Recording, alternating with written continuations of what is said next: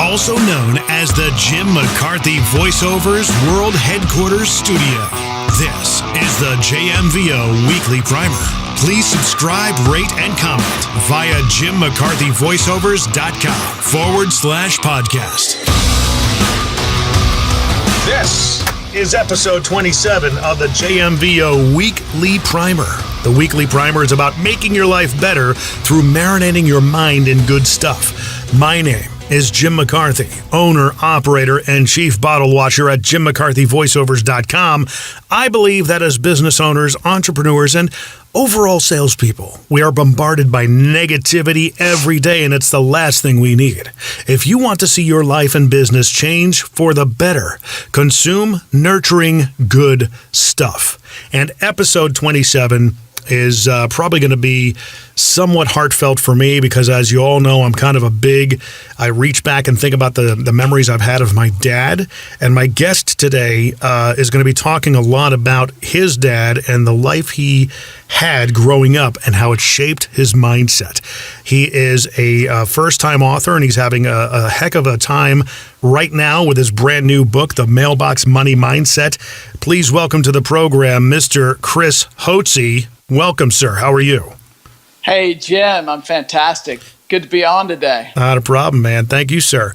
Now, you and I have talked quite a bit prior to the airing of the show, and we really got to know each other fairly well, I'd say. I think we have a parallel story with our dads that has helped shape who we are today. But I want you to talk about that story starting from the get-go. When did you start being cognizant of this mindset you've now come to know? You know, I grew up in a large family. So I'm number 8 child out of 8 children. There's 7 boys and 1 sister. And so when I grew up in my house, I was 6 years in age difference than my sister. So she's the number 7. And my dad was very purposeful about always telling me that I was not a mistake. That was never something that was ever said. He was very close to me. We spent a lot of time together. And so my dad would take me on the weekends. So I'd wake up Saturday mornings, watch a couple of cartoons, have some cereal, do the normal stuff that kids do, and a lot of fun, right? Being a kid in a large family. Most of my brothers and sisters had already kind of grown up and were moving out of the house. And my dad would take me after the cartoons wherever. I'd jump in the car with him and we'd go look at rent houses. And my dad owned rent houses, and this is probably the late 1960s. So I was born at the very tail end of 1966. And my dad would throw me in the car. We'd go driving over to an area that's not too far from downtown Houston, and it's called Rice Military, which has since become kind of a very hot area of Houston. And he and a partner would buy these rent houses. And on Saturdays, I spent time with my dad just going around these rent houses, maintaining them, watching him maintain them. I would actually help him when he climbed up into the attic. I would bring him things, bring him tools.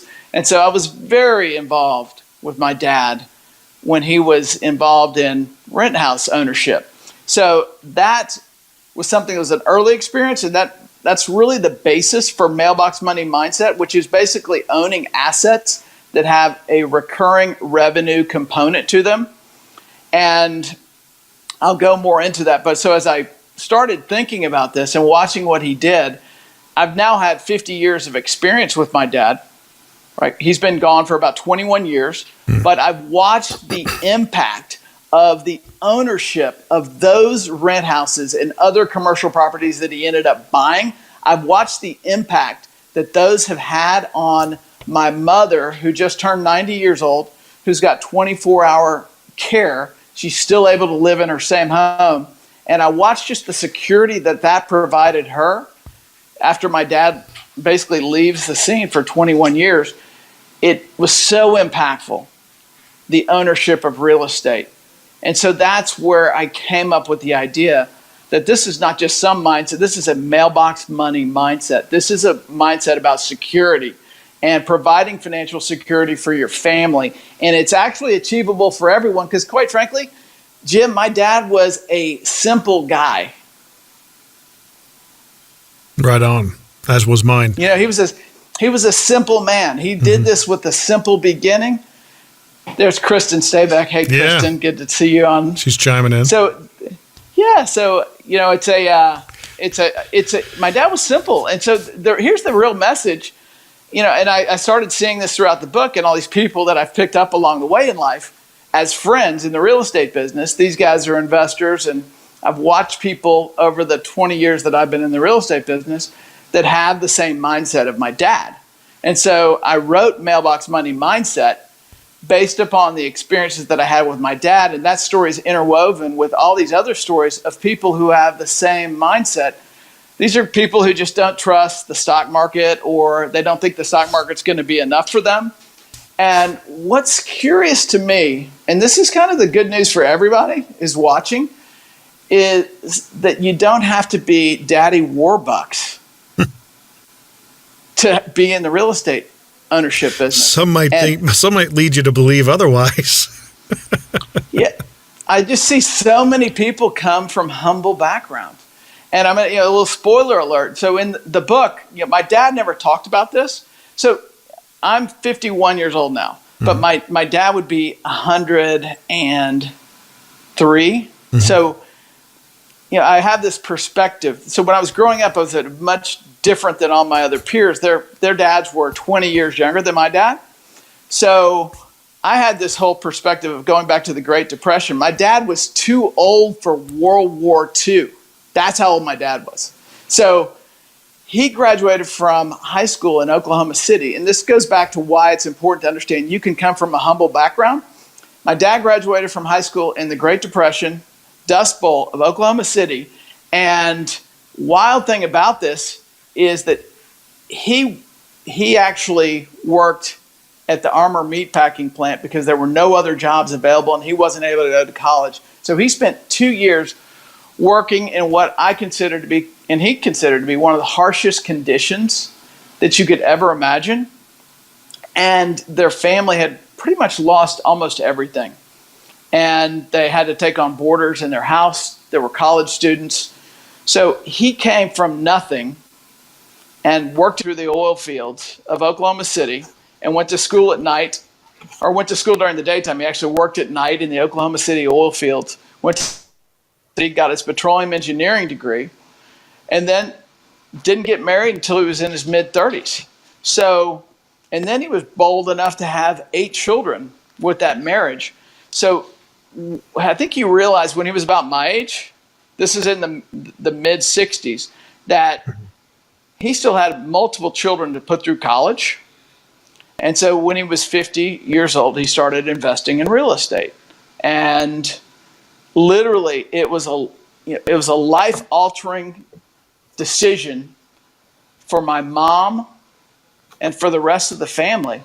And it allowed him, when he actually got early retired in the mid-70s from the company that he worked for, Dresser Industries, when he got early retired, he was able to go out and start another company that actually ended up becoming very, very successful. But he was able to start that company because he had mailbox money. Mm-hmm. So that's the basis of, and the whole premise of what I think is the most exciting part about the book, Mailbox Money Mindset. Well, and it's starting, like from a basis of necessity, and you had the benefit of growing up. I mean, when did you notice like a certain point in your friends' fathers that they didn't do things quite the same way? Was that made apparent at a certain age that you knew there was something different? It was. I always knew at basketball games that there were little groups of people whose friends, that my friends' dads all hung out together, and then my dad was kind of off to the side because he was like their father's age, and so I saw that, and that was something that was palpable when I was young. I recognized that my dad was not really friends with with my peers' parents. Yeah. So that was one thing. And then the other thing that really stuck out to me was we lived a pretty humble life. My first few years, I lived in what is called the sewing room. Right. The sewing room of my house, which was basically a glorified closet. My mother used to sew clothes for our family. Mm-hmm. And so when I was young, my rompers, my little jumper suits were all made by my mom. We would go down and get patterns. And, so mom sewed my clothes when I was very young. And that's an old school thing. I mean, that's really from a previous generation. But so when I grew up, I lived in that sewing room. And then about 3 years old, I moved in to another room, shared a room with my sibling. But some of my siblings lived in basically the closed-in garage. Mm-hmm. So we lived this really humble life. Then when I got to the University of Texas, I saw people living extremely amazing lives. Like very affluent people from West Texas with oil money. And it was 1986 at the University of Texas in Austin. And I just thought to myself, wow, these people have a lot of money. And I grew up with nothing like that. So by the end of my college career, the oil crunch had come in Texas, and a lot of people were broke. All the banks in Texas were belly up, and there were a lot of people who were basically broke in Texas. I mean, it was just almost every bank was in foreclosure. It was a big challenge. We were in a depression. And it was about that time, 1990, that I realized, wow, maybe Dad did it right. Because when everyone was broke, my dad was able to continue because of the real estate that he owned and the cash flow that he had from these rent houses. He was able to buy other assets. Mm-hmm. So, it's like a step system.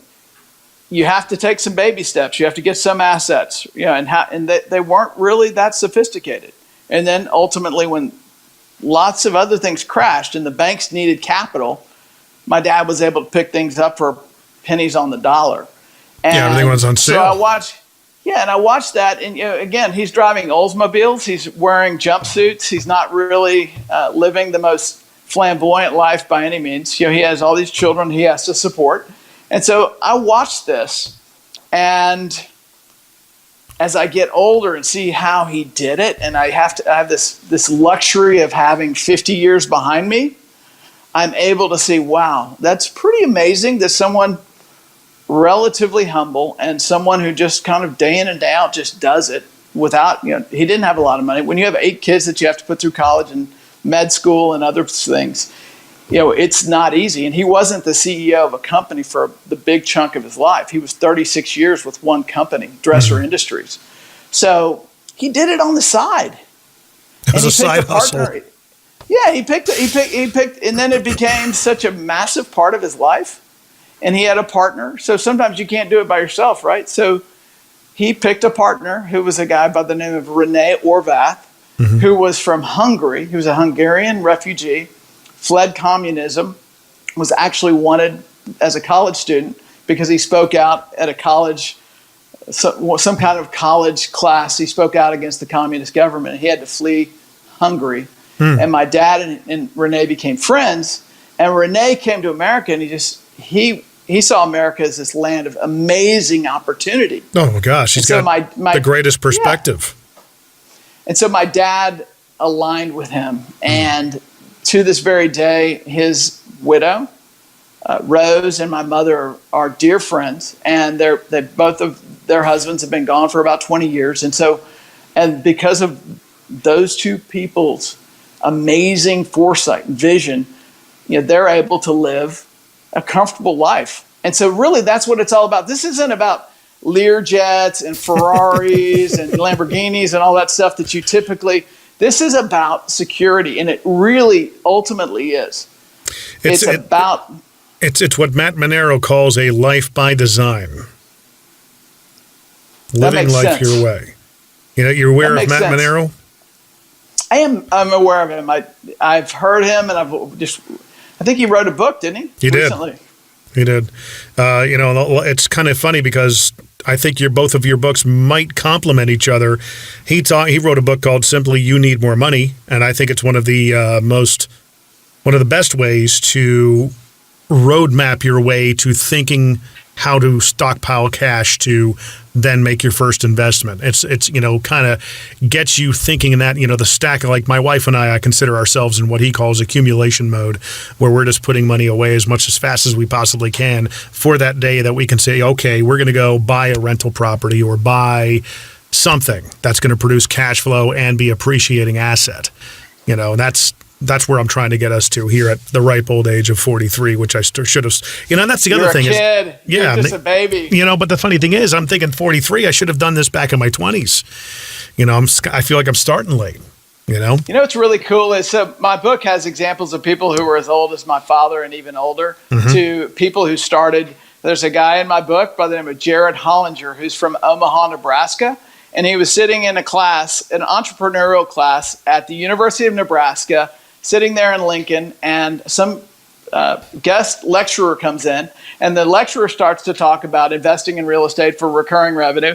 And Jared says, wow, that's exactly what I want to do. And so Jared, by his senior year, he started investing in real estate. And he's in his mid-30s now, and he's had an amazing career. So yes, it's helpful if you start when you're younger, but it's something that still has major impact at even much older ages. For investing in real estate for the long term, because this isn't about getting rich quick, it is just something that is transformative, and there's a whole lot more that goes with it than just not only the recurring revenue. There's a lot that culturally happens to your family, and that's so powerful. It's empowering. I mean, it has to be. I mean, the day I came home and told my wife I was done working for other people, it was some sort of an empowerment there, but it was also the notion of, well, crap, I got to make stuff happen now. Big time. We got to start doubling down. That never ends, Jim. It's continuous. It's just fine. If you love what you do, I don't think we ever will retire. It's the whole notion of retirement, I think, is a little bit of a, why would you work, 50 some odd years, 40 some odd years to get to a point where you don't want to work anymore, then you got to, right. It's life, you know what I mean? You got to enjoy what you're doing. So that's an empowering time for you when you actually quit that job and you go and you're responsible for your own well-being. It's and you're not getting a check from somebody else every 2 weeks. So it's when you buy your first property, this is what I speak of in Mailbox Money Mindset. Right now we live in the greatest time in American history. There's so much access to information. There's also access to get your message out, unlike any time in history. Mm-hmm. So it's empowering. And one of the things that I found out is that there's an empowerment when you buy your first property. Mm-hmm. And it transforms, not only does it transforms a lot of things, but it transforms you as a person. Because you as a person, all this, and let me explain the way this works. When you get your 401k envelope and it comes to you in the mail, and you go to the mail and you get it, and whatever number's in there, it doesn't really matter what the number is, showing it to your kids, showing it to your spouse, it doesn't change anybody. You know there's a number there, but it's really, it's the same experience that millions and millions and millions of people have all over the country. But if you have a house that you bought in a sketchy area of town, and it's your first rent house, and there's graffiti on it, and you drive up in the car, and you've got your kids in the back seat, and you see, oh my gosh, someone just painted lettering all over the house, and they see your reaction. I'm talking about your children, your spouse, mm-hmm. and they see how in your DNA that something matters to you from a care and compassion standpoint that actually that is so powerful to them. It passes to them, and they say, wow, they recognize this culture of owning something and what it means to actually own something and how much it means to you. And that, I promise you, if you go back and look at all the most successful cultures in the world, that culture of ownership is the one key component of passing on success from one generation to the next generation, is the culture of owning things. So that's different than your mailbox where you just have a number on a 401k. Right. Well, I mean, you're talking about, getting to the point. Does that make sense? It does. I mean, you're talking about getting to the point like, at some point your father had to buy his first property. And of course, there was a point where you had to buy your first property. Did you have, what was going through your mind at that time? Was it, your first property? Walk us through that experience. Even though you had the DNA cultural setup leading up to it, it becomes a whole different game when it's your money and it's your baby. My first, so there's different ways to do it. My first property that I bought with partners, and I had these amazing guys that they're actually in my book. Ian and Dave Fisher. But I became partners with them, and they believed in me as a young man. So they believed when I found a deal that was a good deal. So this is actually a great way that people should know that you don't actually have to have any money sometimes to buy property. If you have the right deal, you can find money partners, right? And so my first deal, I had some amazing partners that are still my partners today.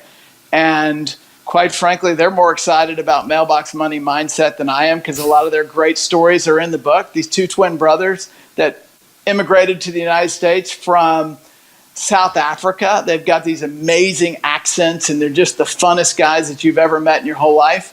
And these guys, they believed in me. So the next deal, though, my next deal that I did really on my own, I remember signing that note, and it was a tiny deal in retrospect, but I remember like, wow, I'm actually liable, right? And I think that's something that a lot of people have to realize, that there's a little bit of a fear in buying something. But if you're buying something that is not overpriced and has upside that can be fixed up, there's a lot of guys that are in Nashville that I know do fixer-uppers and those kind of things, but you can do it on commercial property too. It's done on apartment complexes. It's done on industrial buildings, hotels. There's always a property that somehow has been run down. And so, what I found was there was a property that was underutilized. And my first deal, I remember signing that note, and I remember like, wow, this is a big boy decision to put my name on this paper.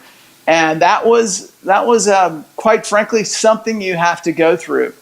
But ultimately, you had to put a certain amount of money down. Your downside is probably really, in that situation for me, my downside was just the down payment.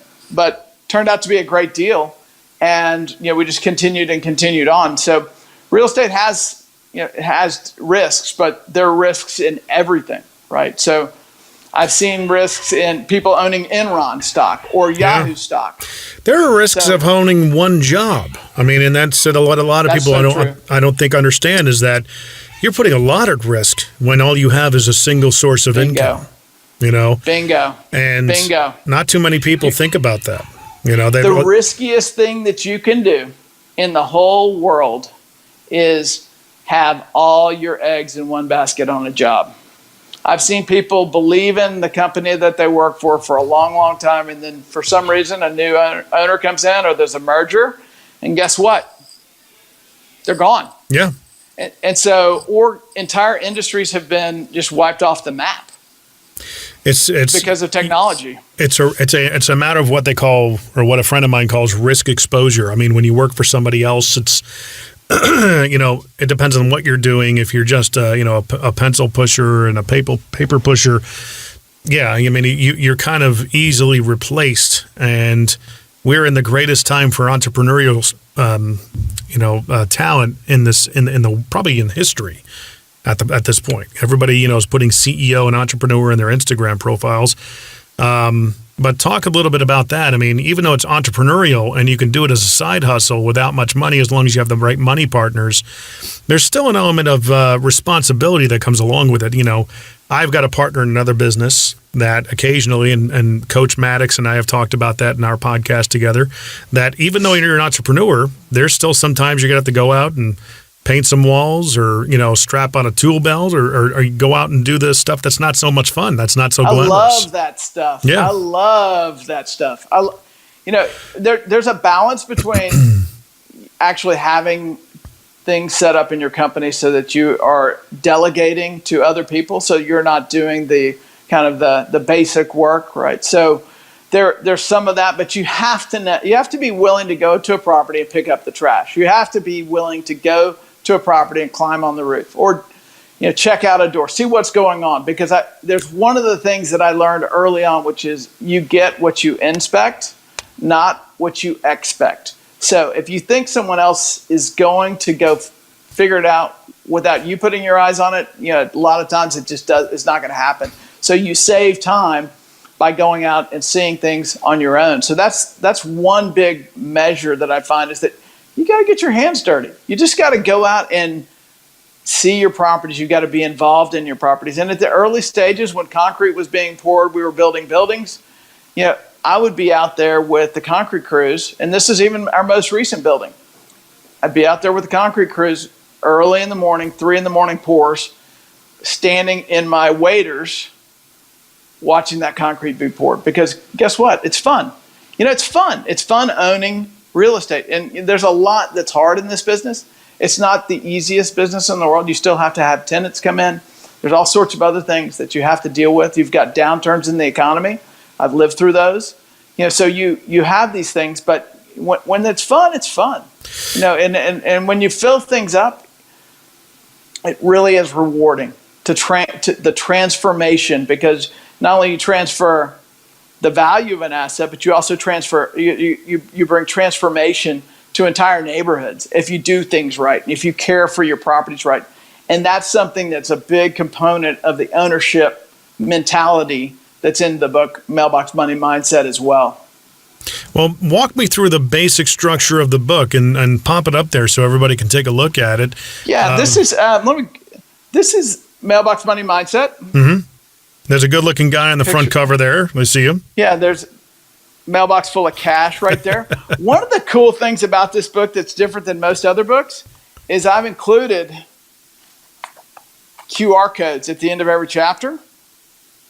And I haven't seen this done in a real estate book, and I'll talk about the book and the reason why the book's different than other real estate books. But this is one of the cool things, is I did a QR code at the bottom of each chapter, so that there's a video that's real life too. So it's not just reading off the page. There's something they can relate to, there's a chapter on immigrants and the immigrant mindset of coming to America and the success that brings. So this book has the immigrant mindset, and there's some stories that are in video at the end of the chapter. So one of the great things that I like about the book is I couldn't find a book about the mindset of why someone would want to own real estate with recurring revenue. Mm-hmm. And that was what was so critically different about my dad when I was growing up, was watching this guy, and he just clearly had a mindset of why he was doing all of this, why he was sacrificing. And there was a purpose, and it was day in and day out for 30 years. And it wasn't glamorous. No one could even notice it. Even members of my own family didn't notice it. I mean, that's how it was like the tortoise in the hare. My dad was the tortoise. So guess what? I watched this but it was a mindset that he had that really transformed him, that ultimately transformed the family. And it was so much more powerful because it took so much time. And when I say it was so much time, it was 10 years, 12, 15 years, and all of a sudden his life's transformed. Then other properties came available during the crash. He was able to buy those. More transformation occurred. And really in his later years in life, he's transforming our whole family. Yeah. In his 70s. It's really remarkable. So that was his why transformation for not only his family. You've got some, if you go, and this book was, I think it's 33rd in Barnes & Noble of real estate, right now bestseller. So right off the bat, it was in Amazon Top 100. I think it was as low as 50 this last weekend. So it's been a best out. One of the things that I noticed, all the other books in there, they're great books in there. I've read several of them. Several of them I've read multiple times, but this book is different from the others because a lot of those are like how to do this, how to do that. But quite frankly, if you don't have your mind right, and this is real. I mean, I know this because there are a lot of people who know how to do stuff. I mean, there's so many people in the real estate business, but a lot of people that are in the real estate business don't own real estate. They're transactional. And that's not saying anything bad about them, but just reality. My dad wasn't in the real estate business, but he had the mindset. And he ends up living his life, accumulating a large portfolio of real estate. So he didn't really, quite frankly, if you said, did my dad know how to? I think he was better at the mindset than he was on how. And the mindset, quite frankly, this is very paradoxical. It doesn't seem right on its face, but quite frankly, the mindset is more important than how to do it. That's something that you and Brad Lee have a lot in common. He talks about mindset. One of the questions posed to him was that what's the most important thing you can probably teach your kids or schools need to begin to teach? college. And, I got one hand, you got Vaynerchuk believes in teaching self-awareness and who you are. He believes in teaching mindset and the proper mindset. Because I think in the past 30 years, we've grown up with a institutional mindset where we're taught to think inside of a box. We're elementary school, middle school, high school, high schools, where they taught us to go to college. So to the typical, my age guy. Even in the upper echelons of society, right? You're taught you have to own a jet. You're taught you have to be you have to do this, right? You have to spend your money. They want, there are people after your dollars, right? And really, especially if you get successful, you're almost there's this culture in there that people don't even think about. Yeah. But it's a culture of, hey, you got to go buy that really big house. You got to go do that. And my dad resisted all that temptation. And it taught me to resist that temptation because, quite frankly, your house, you read Rich Dad, Poor Dad, right? What is your house? Is it an asset it's a liability. Or is it a liability? Yeah. Your house is an absolute liability. And guess what a second home is? It's a terrible liability. Yeah, and in the world of VRBO, you can go. Guess what? You can go anywhere in the world. We went to Tokyo this year. I mean, you can VRBO anywhere in the world. Why would you? It's just there are other ways to do things. So the bottom line is, you've got to think about it, even at the highest level. So this book is not for anyone who it's not just for people who are starting with nothing. This book's for people who are making a lot of money. It really is. It applies to every single person. And the case in point that I give in this book is Paul Allen, who owns the Seattle Seahawks. He was a co-founder with Bill Gates of Microsoft. Yeah. So he goes out and he buys 40 acres, assembles 40 acres that are just rundown buildings in downtown Seattle. And guess what? That's where Amazon ended up making their corporate headquarters. So he assembled all that property over 20 years, a huge chunk of downtown Seattle, totally transformed that city, by the way. But guess what? Paul Allen, who probably didn't need any more money, but now he's got Mailbox money. He's got Microsoft stock, but he's got Mailbox money, and he's got an asset that's really killer. Guess what Rockefeller did? Standard Oil. He made a lot of money, richest guy in the world, probably the richest guy ever. He also started building buildings in downtown New York, Rockefeller Center, right? Mm-hmm. So this is for everybody. But the book mentions those guys, but really I have most of the people in Mailbox Money Mindset are people who made it from nothing. And that's, to me, what's empowering. And that's the thing, is relativizing to people that have been in the place where millions of Americans are right now. And that's some of the takeaways that maybe you can address in order to start to think in this style, this Mailbox Money Mindset. What are some of the steps? And you're talking to the person that's been in the cubicle job for the past 15 years that doesn't think that there's anything more than what they're doing. That's it. I'm locked in. I've had so much time here. This is all I can, how do they start shifting that mindset? What are some of the small shifts you would recommend? Well, there's so much content. You mentioned Brad Lee. You mentioned Gary Vaynerchuk. Reality is that everyone's seeking to do something, to make their mark in this world. Deep down inside, everyone, do you think this is accurate, that everyone wants to make a mark on the world? Somewhere deep down inside, they want to create something, whether as great as they can make in this world. Don't you think that's true, that everyone wants to do something great? I think for the most part it is. I think a lot of people understand that it doesn't have to be on a global scale. It doesn't. There are very few people who are remembered forever, but I think everybody wants to do something great. So the neat thing about Mailbox Money Mindset is you can actually have your day job. My dad was an engineer for a large corporation, and he was doing real estate on the side. And you have 8 hours, 9 hours a day that you should spend at your day job. But guess what? I'm not the only one saying this, but you've got 7 hours a day plus your whole weekend, Saturdays and Sundays, after work to do something else. And one of the guys in my book who owns a significant amount of apartment complexes in Houston, he immigrated to this country. He came here in his 40s to Houston, Texas, And he worked through the night. He would look at acquisitions. He would crunch numbers to buy ultimately apartment complexes, and from absolute humble beginnings. Totally amazing. And it was a side gig. And so a lot of these are just, people can do things as a side gig. It really, it's real.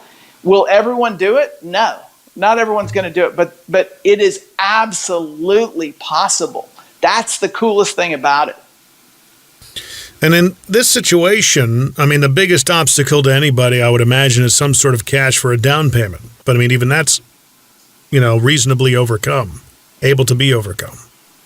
Well, if you look at the very first, you're going to get value. I keep on going back to the book because the book has been the last year of my life just getting this absolutely to where we wanted it. But the introduction of the book is a guy named Paul Akers. Okay, if you just read the introduction of this book, which is available, just go to barnesandnoble.com and look at it. It's free. Just read the introduction. You'll get enough value out of this introduction that it's truly amazing. But Paul bought his first house as a carpenter on a carpenter's salary, building cabinets. His wife was a teacher. They saved $7,000. And they bought their first house, which was a gang house. And it had syringes and bullet holes and all sorts of stuff. It was in San Diego, La Puente, California, actually outside of San Diego.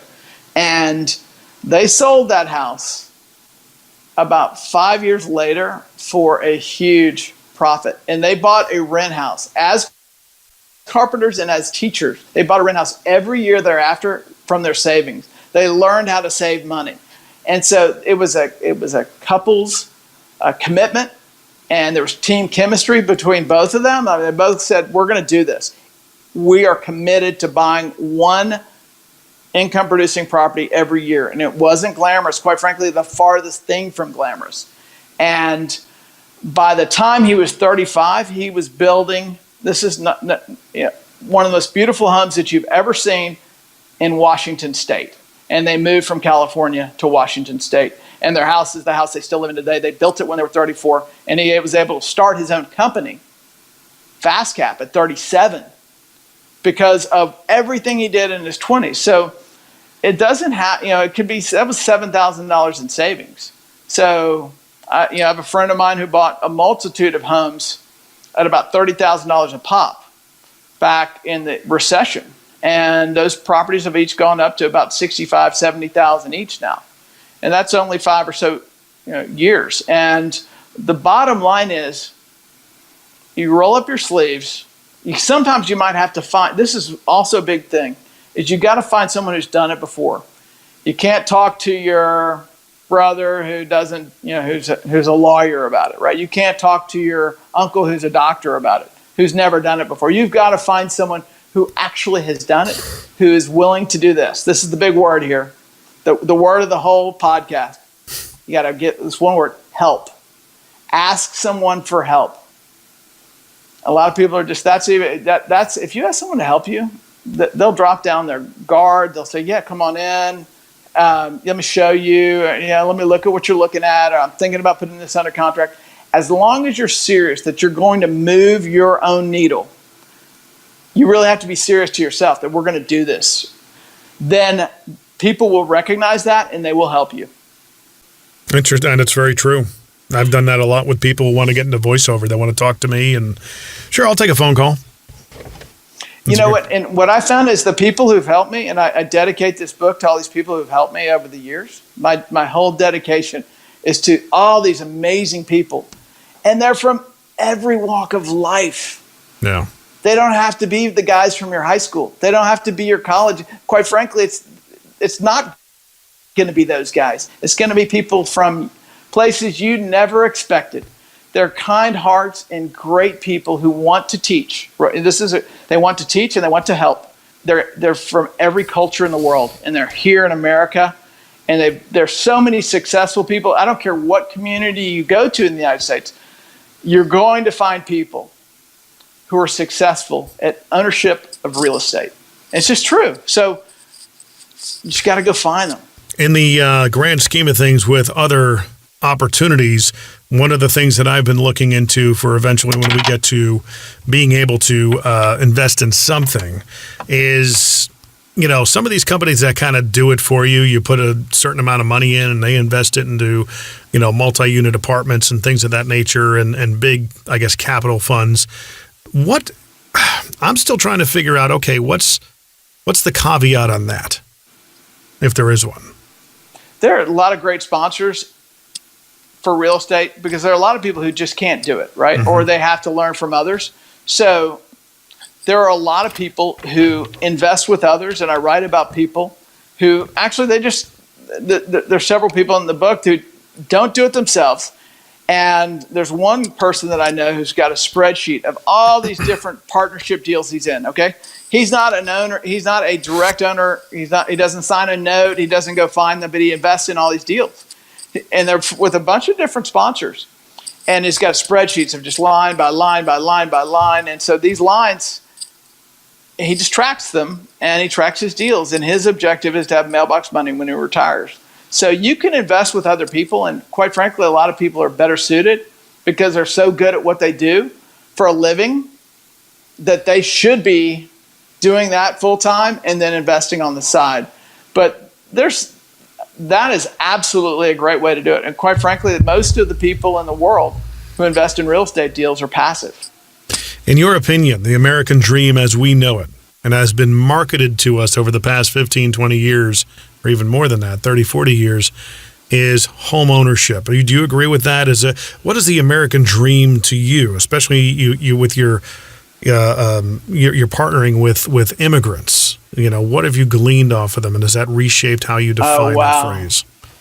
Being around immigrants is to me the most inspiring thing in the world, to watch these guys come here from all over the place, mm-hmm. and they have nothing. So the ownership of a home, I think in this current era, I don't think it is the American dream. Okay, mm-hmm. I think that the American dream has always, to me, been freedom. And the beautiful thing about having real estate with recurring revenue, that at some point, if that recurring revenue, and this is the goal, meets your needs, right? So you get to a level where they actually meet your needs. That's a very powerful place, and that place gives you freedom. And this country, because we're allowed to own real estate, and actually real estate is relatively affordable in this country compared to any other country in the world. Most of the countries in the world, you can't own real estate. Really? All the communist countries, you can't own real estate. True. So these guys come from other countries and they see all these opportunities here, and they're like, yeah, we just clean that up a little bit.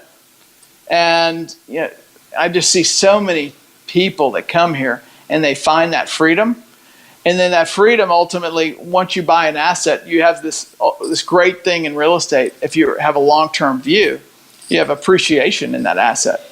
And so when my dad was buying properties over in Rice Military for $2,500 a pop, $5,000 a pop, back in the 60s, now they're worth close to $1 million. Now, most of those have been sold off by the family, but my mom's needs.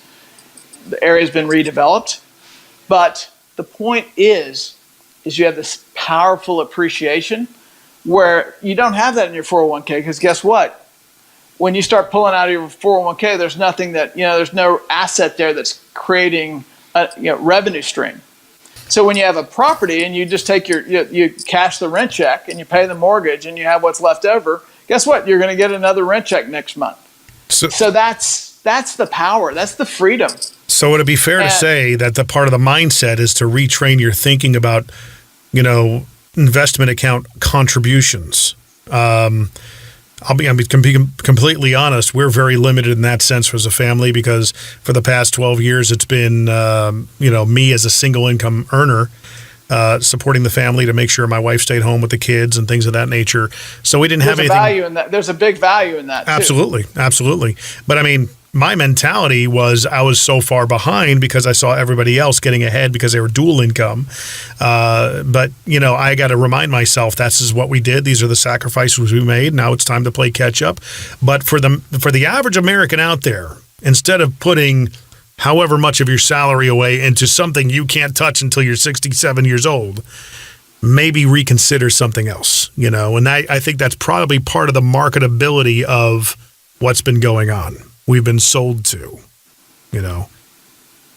and changing that mindset towards that. There's a consumer mentality in this world, and there's a solution for you. When you watch the Golf Channel, the Golf Channel shows the couple walking hand in hand on the beach with the 401k, and they flash the name of some company up there on the screen, and that's going to be, my experience is that's not reality. My experience is a mom who has 24/7 care needs, and the most amazing caregivers, right? But they cost money, and the situation costs money. It ain't cheap, and it's not cheap. And I've also got other family situations where you see a grandchild who has a heart condition, and guess what? The grandparents, it's about really providing the security that your family needs. So the mindset does need to shift.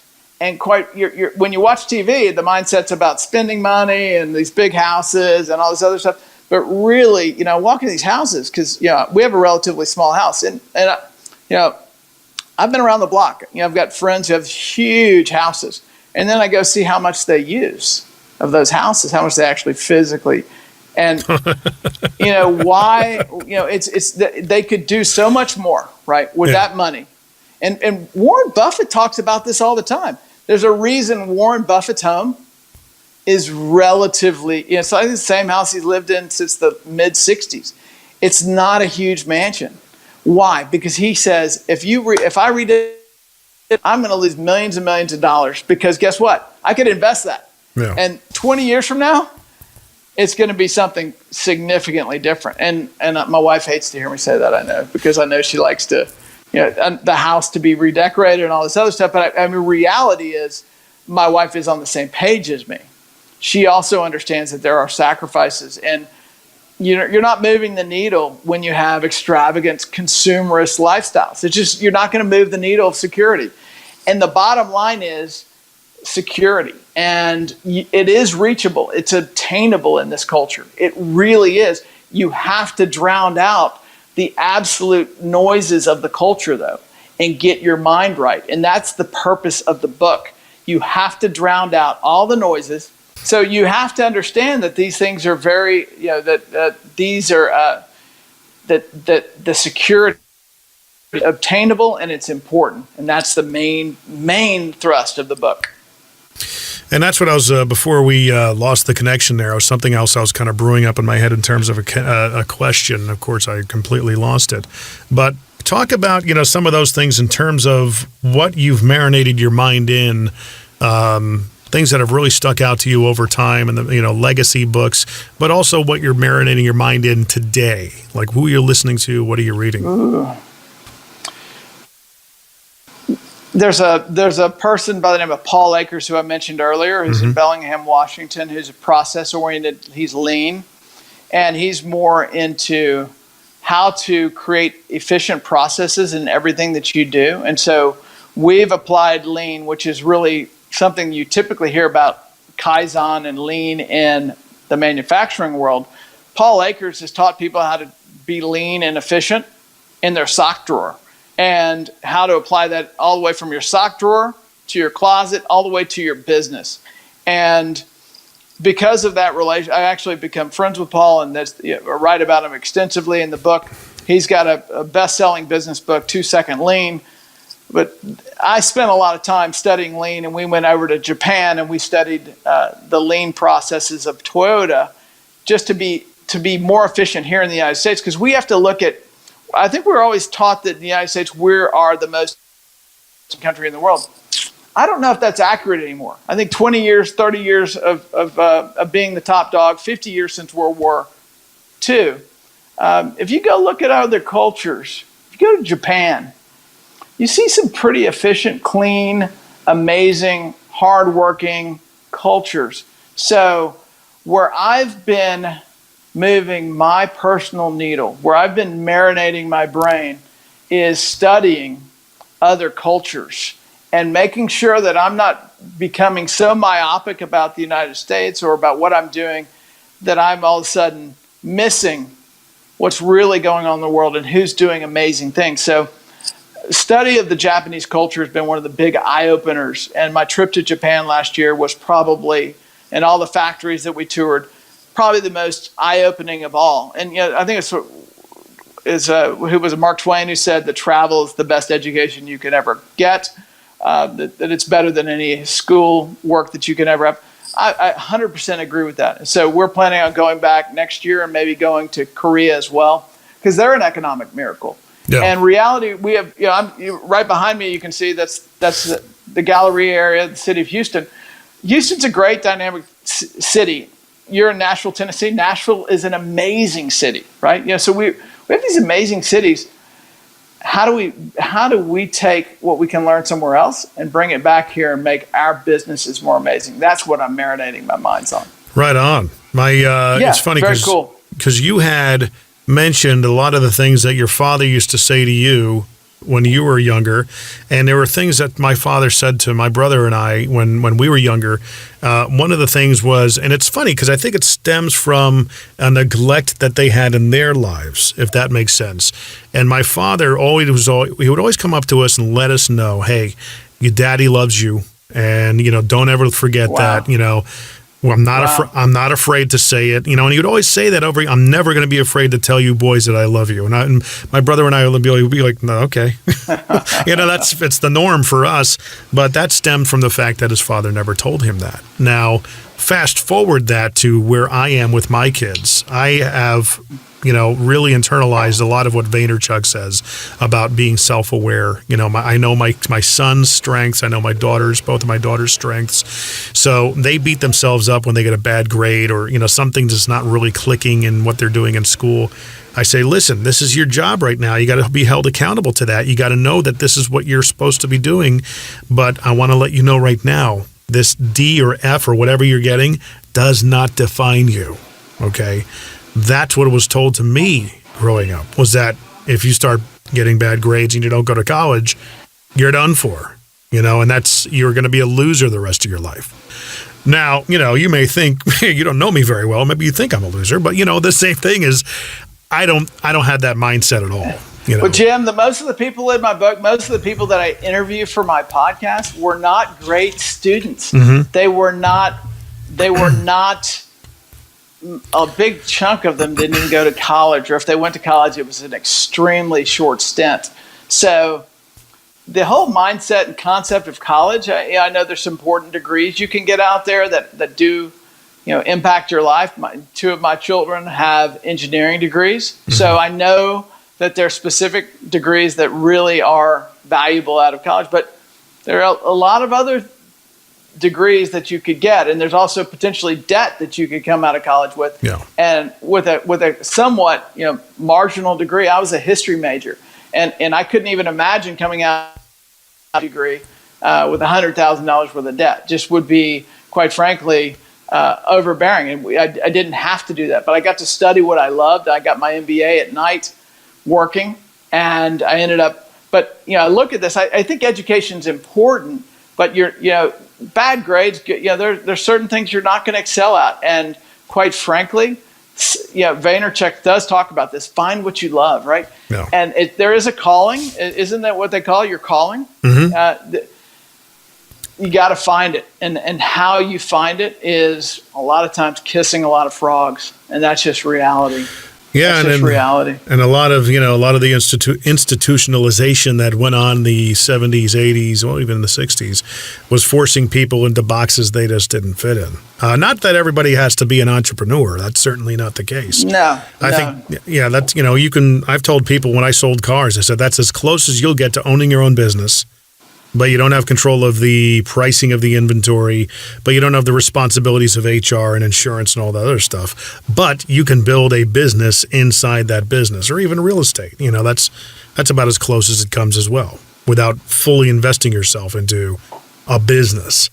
The mindset right now is everybody has to be an entrepreneur. That absolutely is not true. My dad couldn't make a public speech. He wouldn't be on this podcast if he were alive today because it just wasn't his personality. So the fact that he was what you would call an entrepreneur, he had some skill sets behind the scenes that just were able to move things. But ultimately, entrepreneurship came, I think, through the ownership of real estate. I think that's what transformed him. And so you have to have these little transformative things that push you out of your comfort zone. You just do. I'm standing right now. I'm not sitting because I got rid of my chair about 3 years ago. And I got rid of my office, and I got rid of a lot of other things. So we have a combined office with multiple team members now, instead of having one big mahogany office with all this opulence, and got rid of it. Quite frankly, you got to change. You got to change something. You got to change something. And part of that is, guess what? You find out who you are when you change things. Have you ever done any martial arts? No one wants to go do martial arts. First time I ever called to go do martial arts, I wanted the guy to tell me I was too old to do it. I wanted him to say that. And he didn't say that. He said, "You're fine. Your age, you can come." And I went, and I didn't want to go. Right? You don't want to. For 2 years, I didn't want to go to do martial arts because it was too hard. And guess what? Best thing that ever happened to me. You just enjoy it. You just enjoy it. Yeah. And guess what? It's hard. It's hard. So putting in the work, putting in the valuable time, and that's what Mailbox Money Mindset is. And it's just getting it right. What does Coach Michael Bird say periodically? He says, long movement in the same direction. He has a saying that he says that, it's a long obedience in the same direction. Yeah. Right? And there's a big truth to that, right? There's a big truth. Little everyday movements, quite frankly, move mountains. And here's the deal. So let me give, and I know we're about to finish this, but so let's say someone doesn't even have a dime to their name, but they see a real estate opportunity, and they've got enough snap. They can still put a deal together. People put deals together all day long who don't have money, and bring in people say, I just want a piece of this or whatever. So there's ways. This is America. It doesn't have to be, you have to have quite frankly, it's better if you don't have a pocket full of cash, because guess what? You'd be somewhat maybe careless with your money, right? So when the less money you have, the more cautious you are, I think, in a lot of ways. So there's something to be said about being too overcapitalized, right? So there are ways with nothing. Like, I see that and I think it'd be great. And I wonder if it would be for sale. And I'll call the guy and say, I want to buy it. And I'm just kind of bluffing. The guy says, yeah, I'll sell it to you. And okay, well, I don't have any money, but so guess what? That's America. And you want to see how many people have done that? That's a simple formula. That's maybe like who's the old real, who's the Carnegie. I mean, that's the first steel magnate. He didn't, these guys, none of these guys started out with any money. So how do they do it? Well, they got people to believe in them. Leland Stanford, he was a backer of the railroads. He was a dry goods sales guy and put money into a deal. Well, so somewhere, somehow, people need to put their money somewhere. So guess what? Why not your deal? This is for everybody. This is a message to every single person watching or listening to this podcast.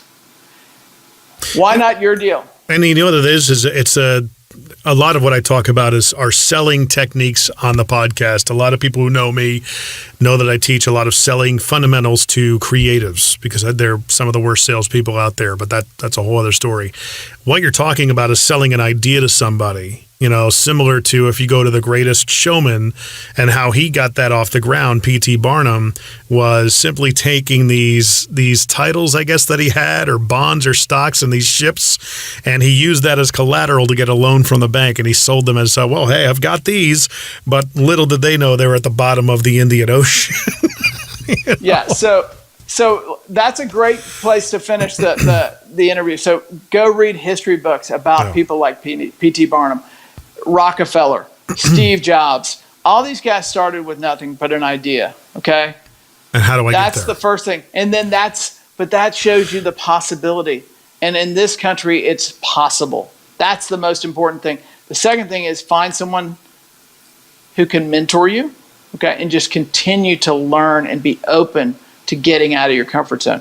That's a reality. So Yeah, changing that mindset to wanting it. That's the message. So, and it's powerful because it's so possible. It is so possible. I've seen it time and time again. I'm watching people much younger than I am do it right now. So, Chris, where they can get the book at Amazon, primarily Barnes & Noble?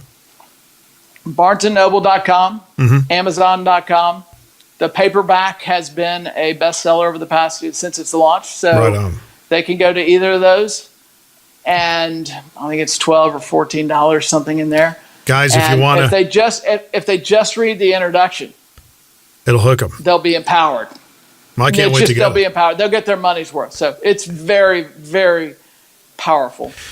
In the description, you'll find both links to Chris's book and, of course, where you could follow him, where you could find him and follow along, of course.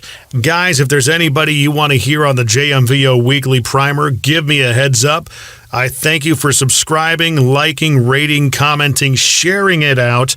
And, of course, stay tuned. If you want to see these things live and chime in with any of the guests that I'm going to be having in the upcoming weeks, be sure to do so. It's on my personal Facebook page at the moment. It's where they get the broadest reach. But, of course, I've got the Facebook page for the podcast. Tomorrow coming up, we've got Queen Elena Cardone is going to be our guest.